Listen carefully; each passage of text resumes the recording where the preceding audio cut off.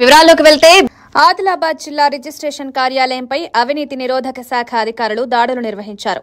ఓ వ్యక్తి వద్ద నుంచి లంచం తీసుకుంటూ సబ్ రిజిస్టర్ రెడ్ హ్యాండెడ్ గా పట్టుకున్నారు.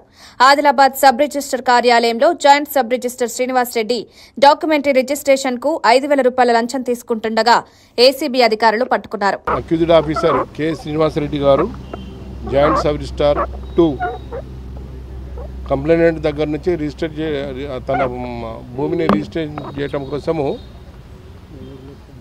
5,000 లంచం తీసుకున్నగా మేము రెడ్ హ్యాండెడ్గా పట్టుకొని అతన్ని విచారించడం జరుగుతుంది.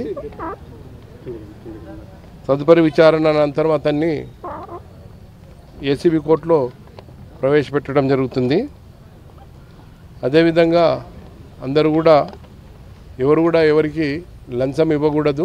లంచం ఎవరైనా అడిగితే 1064 కానీ లేదా వాట్సాప్ నంబర్ 9440446106 ఫేస్బుక్ తర్వాత ఎక్స్లో పోస్ట్ చేస్తే లేదా నా దగ్గరకు వస్తే ఆదిలాబాద్